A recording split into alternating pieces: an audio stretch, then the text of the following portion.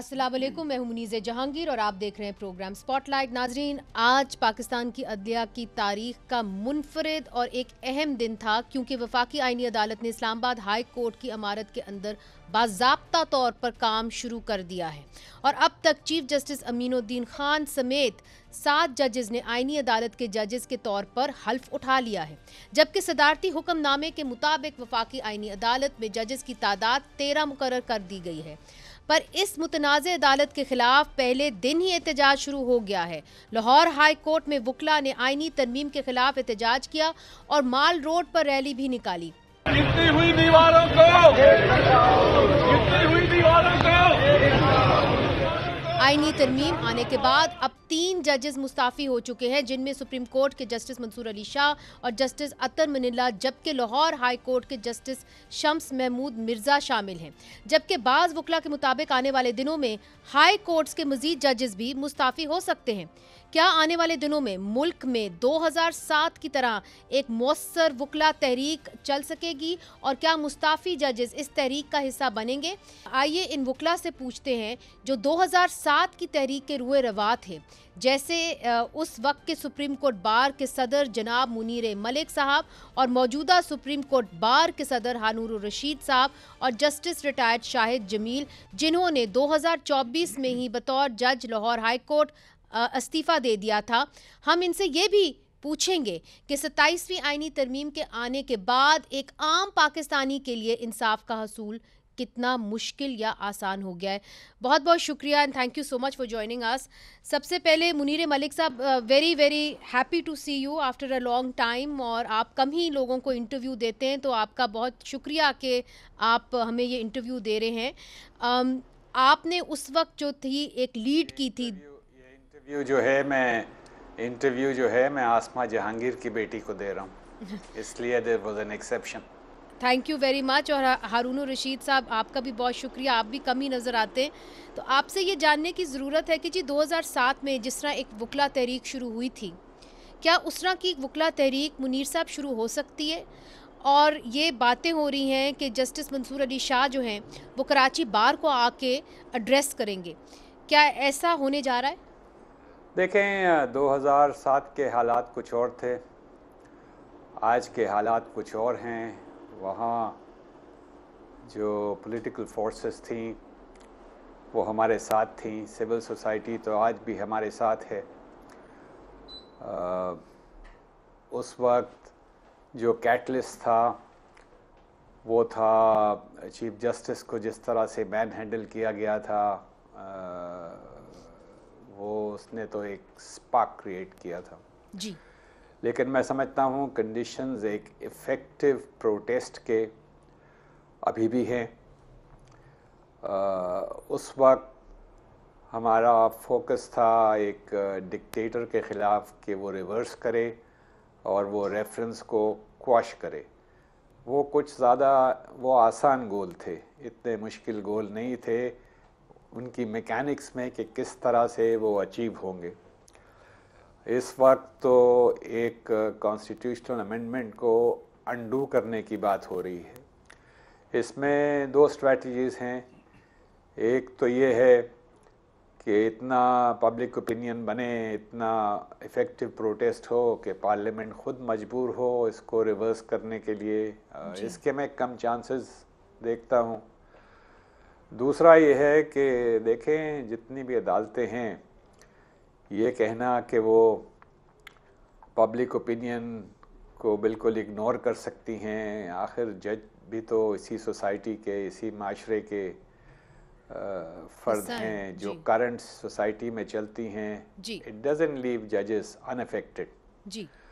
तो दूसरी ये है कि प्रोटेस्ट इतनी इफ़ेक्टिव हो कि जो रही सही अदलिया है वो दम पकड़े और 27वीं, 26वीं और 27वीं आईनी तरामीम को स्ट्राइक डाउन करे, क्योंकि ये कॉन्स्टिट्यूशन के बेसिक स्ट्रक्चर से के तजाद में है।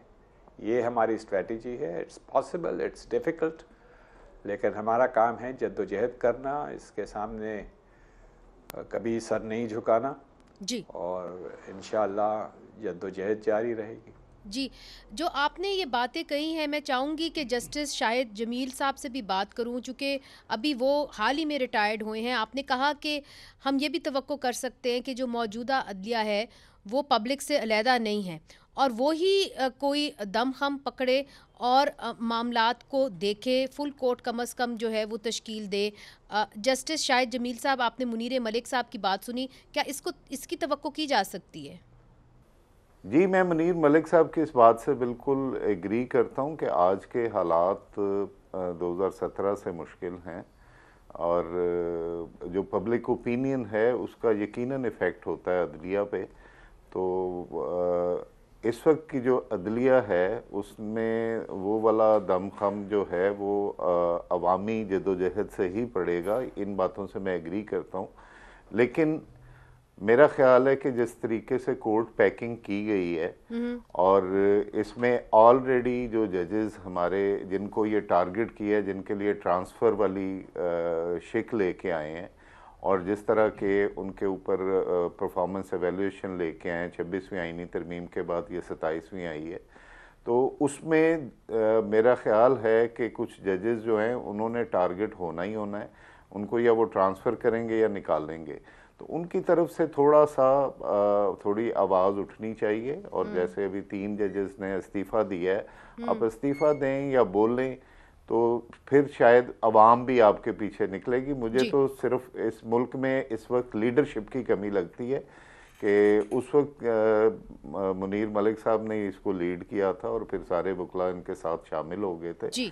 मेरा ख्याल है उस तरह के इनिशिएटिव की कमी है इस वक्त। ठीक है, तो इस वक्त के जो मौजूदा सुप्रीम कोर्ट बार के सदर हैं हारून रशीद साहब, वो हमारे साथ ही बैठे हुए हैं और एक बड़ी भरपूर कैंपेन से वो जीते हैं।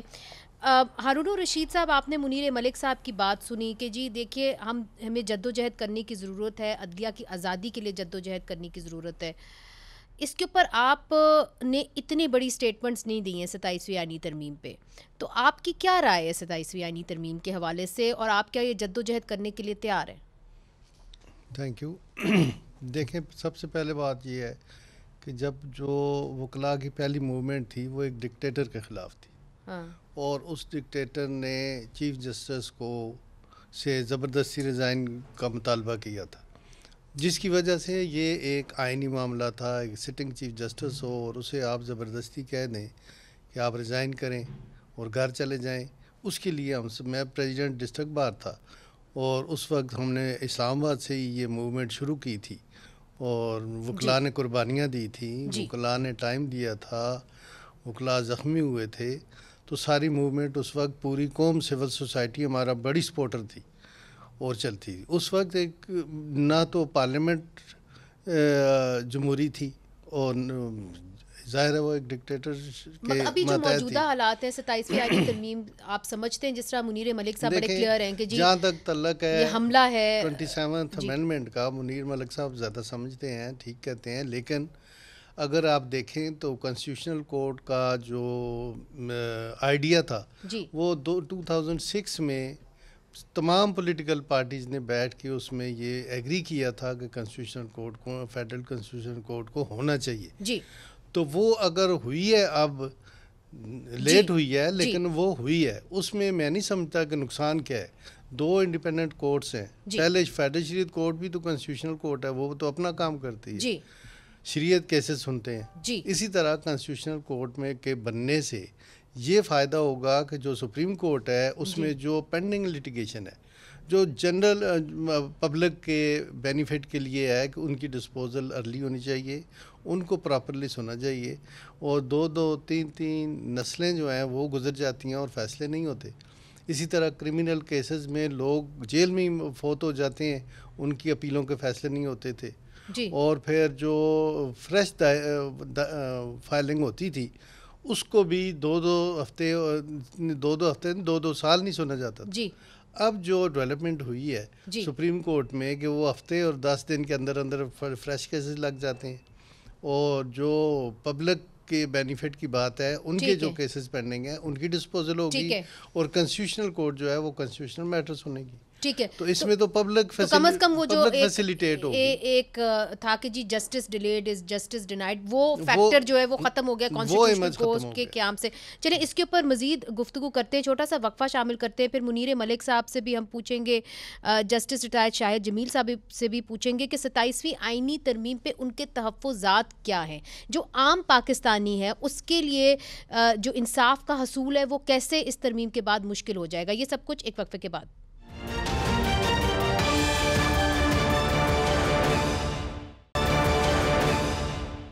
पाकिस्तान के टॉप कॉन्स्टिट्यूशनल एक्सपर्ट्स वकला इस वक्त हमारे साथ मौजूद हैं। हमारे साथ हैं मुनीर मलिक साहब, जिन्होंने 2007 में वकला मूवमेंट की रहनुमाई की थी, रुए रवां थे। मुनीर मलिक साहब, ब्रेक से पहले सदर सुप्रीम कोर्ट बार हारून रशीद साहब ये कहते हैं कि कोई बुरी बात नहीं कि कॉन्स्टिट्यूशनल कोर्ट बन गया, इसलिए चूँकि कई जो लिटिगेंट्स होते थे कई सालों तक, बल्कि जनरेशन्स तक इंसाफ मांगते रहते थे और सुप्रीम कोर्ट में उनकी कोई सुनवाई नहीं होती थी। हम देखते थे कि कॉन्स्टिट्यूशनल केसेस पे फुल कोर्ट्स बनाए जाते थे, चाहे वो पैनामा का केस हो, चाहे वो इमरान खान साहब से कोई भी रिलेटेड केस हो, और पूरा दिन जजेस यही काम करते रहते थे। अब कम से कम कॉन्स्टिट्यूशनल कोर्ट्स की वजह से ये कॉन्स्टिट्यूशनल केसेस उधर चले जाएंगे। देखें, सबसे पहले तो कॉन्स्टिट्यूशनल मैटर्स को आइडेंटिफाई करें। 27वीं आईनी तरमीम में जितनी हाई कोर्ट्स की आर्टिकल 199 जो रिट जुरिस्डिक्शन है, उन तमाम फैसलों के ख़िलाफ़ सुप्रीम कोर्ट को पूरा से मुकम्मल इख्तियार ले लिया गया है। हमारे माशरे में सबसे बड़ा लिटिगेटर स्टेट है। सबसे ज़्यादा लिटिगेशन स्टेट के ख़िलाफ़ होती है और ये आइन की शिक 199 के तहत जो है हाई कोर्ट से लिटिगेशन आती है। 184(3) की तो बड़ी लिमिटेड लिटिगेशन है सुप्रीम कोर्ट के अंदर। मिलिट्री कोर्ट्स का केस ले लें, 4, 5, 6, 7 केस होते हैं आर्टिकल 184(3) की जुरिस्डिक्शन में। बाकी बल्क ऑफ द लिटिगेशन जो है वो आर्टिकल 199 से आता है। आपने तकरीबन 26वीं तरमीम कितने 6-8 महीने जो रही है, साल रही है जी, आपने कॉन्स्टिट्यूशनल बेंचेस की कारकर्दगी देखी है। अब तो आप बिल्कुल ही उनको डिन्यूट कर रहे हैं, नंबर 1। नंबर 2 देखें, 27वीं तरमीम में अब आर्टिकल 189 के अंदर जी जो फेडरल कॉन्स्टिट्यूशनल कोर्ट की जजमेंट्स हैं वो सुप्रीम कोर्ट पे बाइंडिंग हैं, यानी कि हायरार्की ऑफ जुडिशल सिस्टम में federal constitutional court supreme court से ऊपर है जी। तो वो जो 100 साल की प्रेसिडेंट लॉ थी सुप्रीम कोर्ट ने, जो रावलपिंडी डिस्ट्रिक्ट बार एसोसिएशन का केस था जिसमें मिलिट्री कोर्ट्स, जिसमें ये कहा गया कि अदालत जो है कॉन्स्टिट्यूशनल अमेंडमेंट को देख सकती है कि वो बेसिक स्ट्रक्चर से तजाद करता है, बेसिक स्ट्रक्चर या एसेंशियल फीचर से। ये तमाम Sindh high court bar association का केस, ये तमाम जो स्टाराइड डिसाइसिस, ये जो केस लॉ था, अब ये बाइंडिंग नहीं है।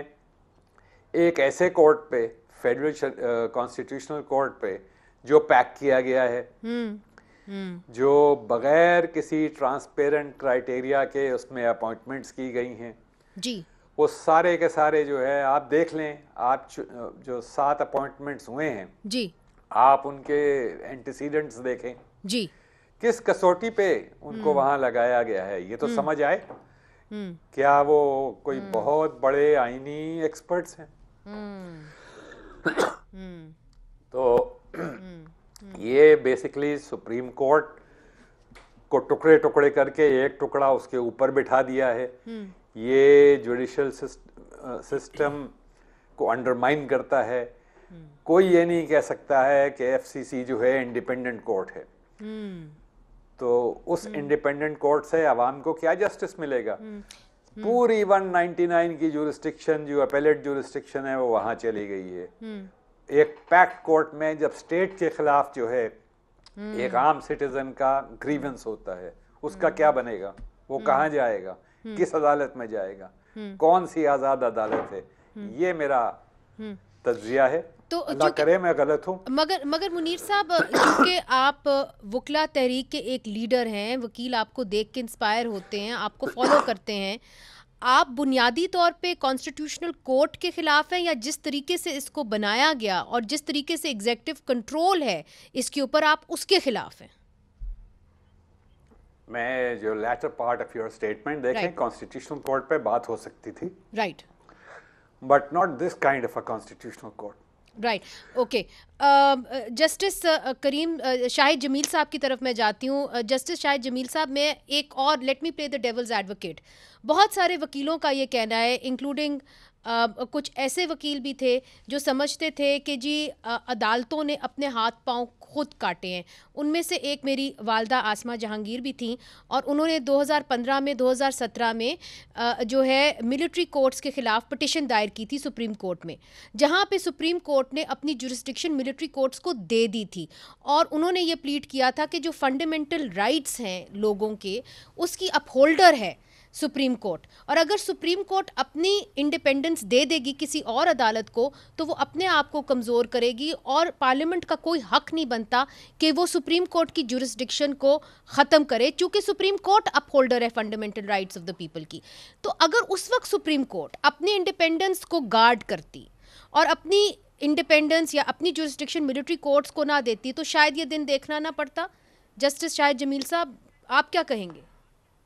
जी, मैं आपसे इस बात से एग्री करता हूँ कि हमारी जो अदालत की हिस्ट्री है और जो कुछ रीसेंट पास्ट में उनका कंडक्ट है, उसमें कुछ एक्सट्रीम चीज़ें देखने को मिली हैं, और जो उस वक्त जुडिशरी पे, पूरी जुडिशरी पे इस तरीके से क्रिटिसाइज नहीं होता था, और जुडिशरी के जो चीफ जस्टिसेस या कोई सीनियर एक दो जजेस, जैसे आपने देखा कि बेंच सिलेक्शन होती थी या उस तरह मैनेज करते थे लाहौर हाई कोर्ट में, तो मेरे रिज़ाइन करने की वजह भी यही थी कि जिस तरीके से चीफ जस्टिस साहब हमारे उनके इन्फ्लुएंस में थे, और जिस तरह वो केसेस जिन जजेस के सामने लगा के उनको मैनिपुलेट करते थे, तो तब ये चीज़ थी। लेकिन इससे जो इनकरेजमेंट मिली इनको, इस्टेब्लिशमेंट को या इंतज़ामिया को, तो उन्होंने फिर आपने एक स्टेप रखने की जगह दी।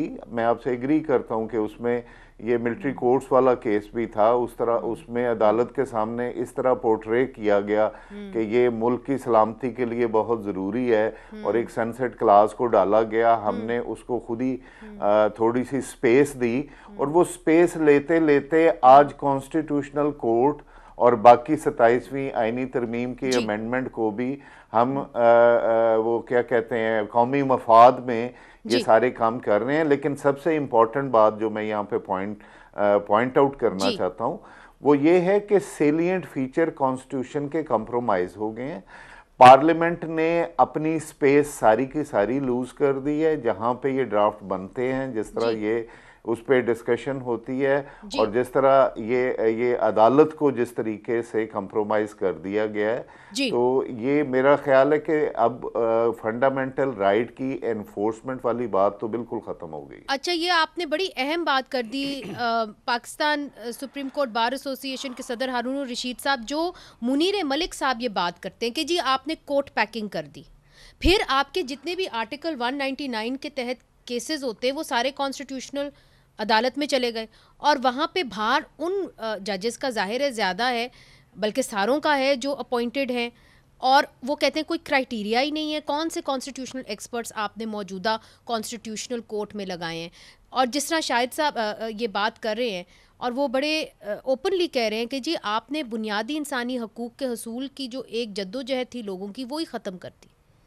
देखिए, ये तो प्रिजम्पशन वाली बात है, उनकी अपनी एक ओपिनियन है, लेकिन ये पार्लियामेंट एक सुप्रीम अदारा है। ये सारे कानून और सारे आइन की अमेंडमेंट्स जो होती हैं वो पार्लियामेंट में हो रही हैं, और मेजॉरिटी के साथ हो रही हैं। अगर पार्लियामेंट ने कोई कानून साजी की है तो उसको चैलेंज फिर सुप्रीम कोर्ट में ही किया जा सकता है। वैसे पार्लियामेंट ने ये भी तो फैसला किया था ना कि मिलिट्री कोर्ट्स बनाए जाएं, तो उसमें तमाम पॉलिटिकल पार्टी शामिल थी, वो एग्री थी।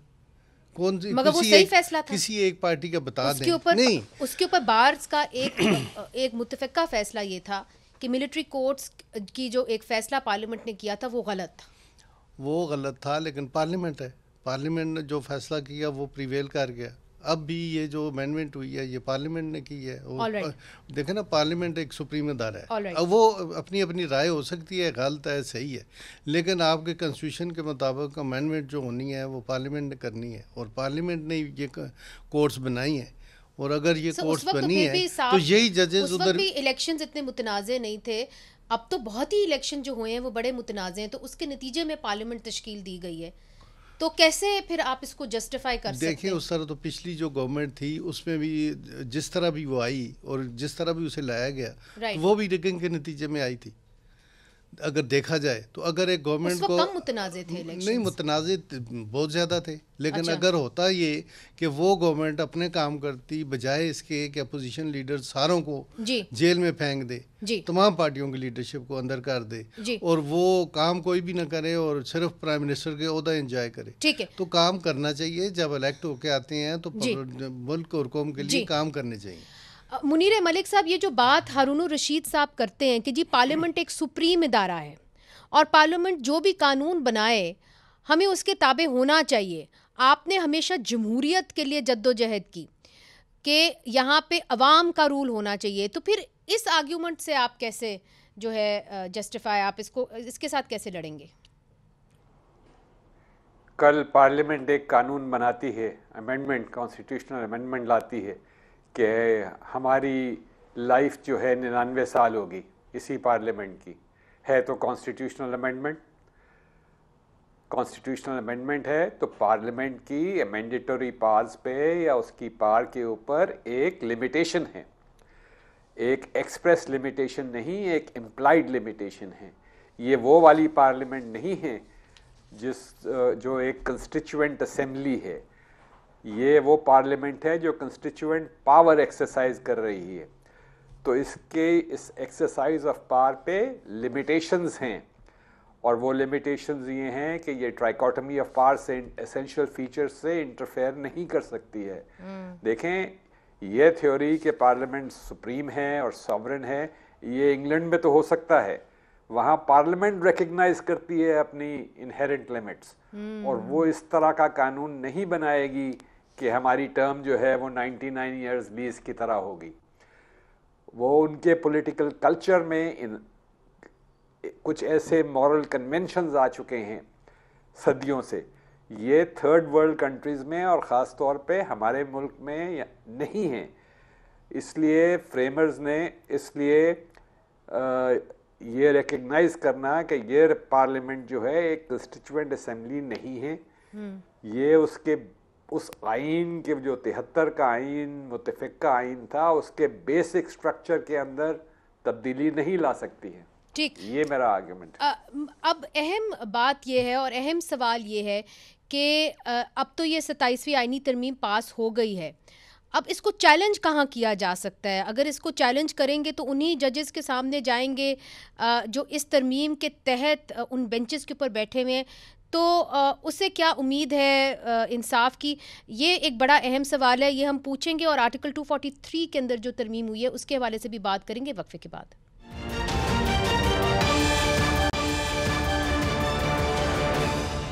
वेलकम बैक नाजरीन, स्पॉटलाइट है 27वीं आईनी तरमीम पर। हमारे साथ हैं कॉन्स्टिट्यूशनल एक्सपर्ट्स और सीनियर वकला। हमारे साथ रिटायर्ड जस्टिस शाहिद जमील साहब भी हैं। शाहिद साहब, आपकी तरफ आना चाहती हूँ, और अब ये है कि ये जो 27वीं आईनी तरमीम पास हो गई है, अगर इसको चैलेंज कोई करना चाहे, और बहुत सारे ऐसे लोग हैं जो इसको चैलेंज शायद करना चाहेंगे, तो ये कहाँ चैलेंज होगा? जाहिर है या कॉन्स्टिट्यूशनल कोर्ट में ही जाएगा, और उधर से क्या उम्मीद हो सकती है, क्योंकि उसके नतीजे में ही वो सारे जजेस उस बेंचेस पे बैठे हुए? देखें, ये बड़ा इम्पोर्टेंट, ये $1 मिलियन क्वेश्चन है कि ये चैलेंज कहाँ होगी। अब यहाँ पे इस वक्त 2 किस्म की पिटीशन पड़ी हैं। 27वीं को चैलेंज किया जाएगा जो इस अमेंडमेंट के बाद हैं, और 26वीं आईनी तरमीम को पहले ही चैलेंज कर चुके हैं जो इस कॉन्स्टिट्यूशनल कोर्ट से पहले की हैं। मेरी इंटरप्रिटेशन ये है कि जो इससे पहले की 26वीं आईनी तरमीम के केसेस हैं वो सुप्रीम कोर्ट के पास ही लगेंगे, क्योंकि वहीं पे फाइल हुए हैं, वो ट्रांसफ़र होके यहाँ नहीं जा सकते, ये रिट्रोस्पेक्टिवली नहीं लगेगा। जहाँ तक 27वीं आईनी तरमीम को चैलेंज करेंगे तो एक क्रिएटर क्रिएचर डॉक्ट्राइन है जो यूनिवर्सली एक्सेप्टेड है कि जो क्रिएचर होता है वो क्रिएटर के खिलाफ जो है कोई फैसला नहीं दे सकता।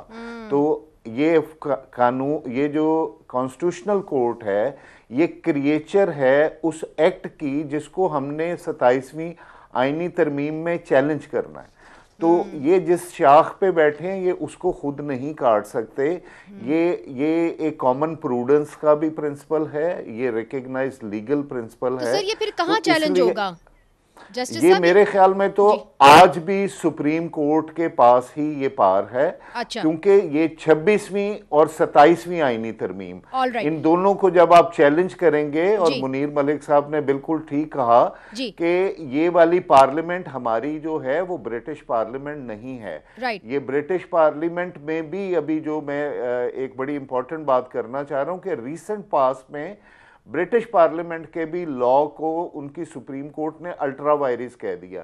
तो ये जो नया रेट्रिक इन्होंने क्रिएट किया है कि पार्लियामेंट सुप्रीम है और पार्लियामेंट कुछ भी कर सकती है, ये बिल्कुल एक ये पॉलिटिकल स्टेटमेंट है, ये लीगल प्रिंसिपल पे ये बात नहीं कर रहे हैं। ठीक है, ये क्रिएचर ऑफ द कॉन्स्टिट्यूशन है। जी राइट। हारून रशीद साहब, आपने जस्टिस शाहिद साहब की बात सुनी और उन्होंने ये बता दिया कि 26वीं आईनी तरमीम को तो सुप्रीम कोर्ट में ही चैलेंज होना होगा, और 27वीं आईनी तरमीम चूंकि वो क्रिएटर और क्रिएचर का मसला है तो उसको भी सुप्रीम कोर्ट में ही चैलेंज किया जाएगा।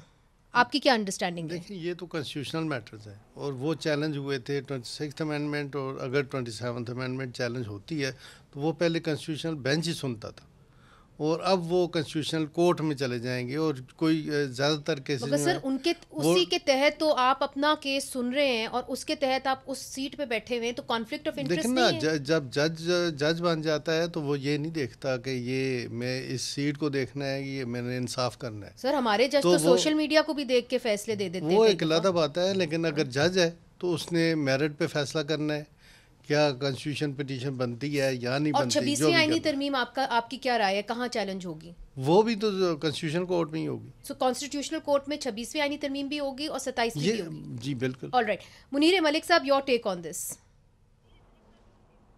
आई fully agree with Shahid Jameel sahab, बल्कि यही बहस थी कॉन्स्टिट्यूशनल बेंच के पास। देखें, जुरिस्डिक्शन में और जुडिशल पावर में बहुत फ़र्क है।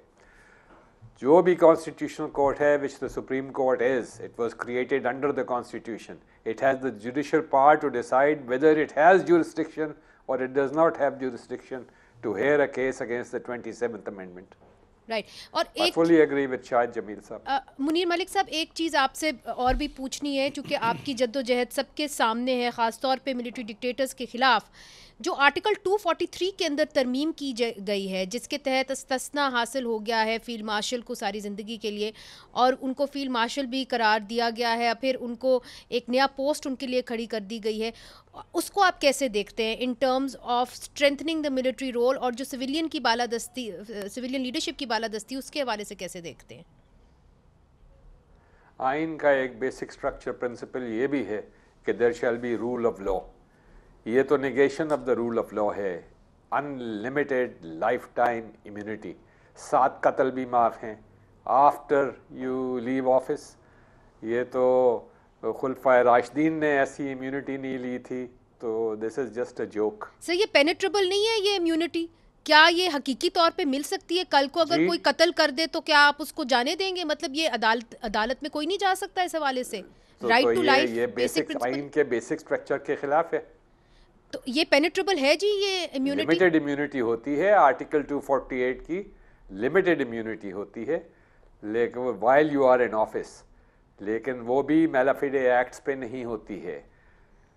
कल को प्रेसिडेंट जो है अपने सर्वेंट को मर्डर कर देता है जी प्रेसिडेंट हाउस के अंदर जी, तो हमारे सुप्रीम कोर्ट कहता था इम्यूनिटी नहीं है जी।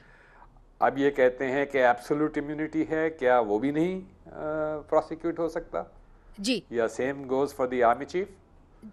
तो ये एक सवाल है, आप नहीं समझते, आप समझते हैं कि ये अदालत में अगर इसको लाया जाए तो क्या इसके ऊपर बहस हो सकती है, या आप समझते हैं कि ये इन्होंने एक क्लोज्ड कर दिया है, दे क्लोज द आर्गुमेंट कि जी है life time immunity and that's it? he gets it. मैं समझता हूँ this is against the basic structure of the constitution. Okay, Justice ये तो वो हम लोग 500 साल पीछे चले गए कि the king can do no wrong. Right. Justice Shahid Jameel sahab, आप आर्टिकल 243 की तरमीम को कैसे देख रहे हैं कि इससे सिविलियन बालादस्ती कैसे कमजोर हुई है, अगर हुई है तो? सिविलियन जी मैं अर्ज करता हूँ, जो सिविलियन बालादस्ती की बात है ना, ये जो COD को, जो इनका मिसाक जमहूरियत था, उसके प्रिटेक्स्ट पे ये कॉन्स्टिट्यूशनल कोर्ट को जस्टिफाई करने की कोशिश कर रहे हैं। आप COD सारा अगर पढ़ेंगे तो वो सारे का सारा था ही सिविल सुप्रीमेसी के लिए था। उसमें आर्मी के रोल को कर्टेल करने का एग्रीमेंट था और उसमें एक कॉन्स्टिट्यूशनल कोर्ट कुछ वक्त के लिए उन्होंने खास मकसद के लिए उसका जिक्र किया था। नंबर 1, तो आप सिर्फ उसमें सेलेक्ट नहीं कर सकते कि आपने कॉन्स्टिट्यूशनल वाली कोर्ट वाली क्लास तो इम्प्लीमेंट कर दी है और आर्टिकल 243 में उसको कंप्रोमाइज कर दिया है, उसके पूरे को पूरे COD को ही कंप्रोमाइज कर दिया। अब आर्टिकल 243 में देखें जी, जब जहां तक तो आप उसके स्ट्रक्चर की चेंज की बात है ना, कि आप उसके मिलिट्री जो है ज्वाइंट चीफ को खत्म करके आप उसको कुछ और बना रहे हैं, उसमें पार्लियामेंट अगर वो करती है तो उसमें कोई मसला नहीं है। लेकिन जो आप इम्यूनिटीज क्रिएट कर रहे हैं प्रेसिडेंट के लिए और वो जो नया आप डेजिग्नेशन दे रहे हैं आर्मी चीफ का, उसको, ये टोटली बेसिक जूरिस्प्रूडेंस के खिलाफ है। ठीक है। ये इम्यूनिटी का मैं थोड़ा सा एक्सप्लेन कर दूं। इम्यूनिटी का कॉन्सेप्ट वहां से आया था जब किंग था, king was holder of every kind of power और वो खुद स्टेट होता था। तो जब वो खुद किंग स्टेट था तो वो उसके खिलाफ, स्टेट के खिलाफ क्रिमिनल प्रोसिक्यूशन नहीं हो सकती थी, क्योंकि क्रिमिनल प्रोसिक्यूशन स्टेट की तरफ से, स्टेट उसमें पार्टी होती है। तो जब ये डेवोल्यूशन हो गई उसकी पावर की ब्रिटिश पार्लियामेंट में भी, और उसी मॉडल को हमने उठा के यहाँ पे लाए, तो हमने प्रेसिडेंट जो है वो सरबराह मुमलिकत होता है, वो स्टेट का सिंबल होता है और उसको वो इम्यूनिटी उतनी देर के लिए मिलती है जितनी देर वो ऑफिस होल्ड करता है। तो ये परमानेंट परपेचुअल इम्यूनिटी हो नहीं सकती और प्रेसिडेंट के ऑफिस के अलावा किसी और को ये इम्यूनिटी नहीं मिल सकती। क्लियर, लाउड एंड क्लियर आ गया जी। आप क्या समझते हैं, आप सदर हैं सुप्रीम कोर्ट बार के जिस तरह ये कह रहे हैं कि लाइफ टाइम इम्यूनिटी नहीं हो सकती, ये जब तक आपके पास ओहदा है तब तक आपके पास है, उसके बाद आप कत्ल करते तो कैसे आपके पास इम्यूनिटी है? इस बात से तो मैं भी एग्री करूंगा कि जहाँ तक आपके पास ओहदा है वहाँ पे इम्यूनिटी अवेल कर सकते हैं, लेकिन लाइफ टाइम इम्यूनिटी जो है वो नहीं होनी चाहिए। जी मुनीर मलिक साहब, आखिरी सवाल आपसे। आप ने इसी मुल्क के अंदर कॉन्स्टिट्यूशनल केसेस किए हैं, पढ़े हैं, ये जो 27वीं आईनी तरमीम है, इसका कितना नुकसान या फ़ायदा होगा पाकिस्तान के आइन को और इंसाफ के हसूल के लिए? मैं समझता हूँ हम जनरल ज़ियाउल हक के दौर वाली अदलिया देख रहे हैं, हम उस दौर में चले गए हैं। कम से कम इस 27वीं आईनी तरमीम से एक जेनरेशनल चेंज हुआ है, सेटबैक हुआ है। We have lost such fine legal minds like Mansoor Ali Shah. इस तरह का एक जूरिस्ट जो है is born once in a century। बहुत बहुत शुक्रिया मुनीर मलिक साहब, आपने अपना कीमती वक्त दिया। जस्टिस शाहिद जमील साहब, आपने अपना कीमती वक्त दिया। हारून रशीद साहब, आपकी भी बड़ी मसरूफियात हैं, आप भी आए और प्रोग्राम में शामिल हुए, और ये बहुत ज़रूरी था कि जो आपके टॉप लीगल माइंड्स हैं और जिन्होंने अदलिया को लीड किया है कल भी और आज भी कर रहे हैं, कि उनका पॉइंट ऑफ व्यू हम आपके सामने 27वीं आईनी तरमीम के हवाले से रखते। हमने जो वाज़े इनके व्यूज़ हैं और इनकी ओपिनियंस हैं वो आपके सामने ले आए हैं। 27वीं आईनी तरमीम के ऊपर हमारी नज़र भी रहेगी और अब बाज़ गश्त है 28वीं आईनी तरमीम पे, उस पर भी हम आपको आगाह करेंगे। मुनीज़ जहांगीर को आज के लिए इजाज़त दीजिए। खुदा हाफिज़।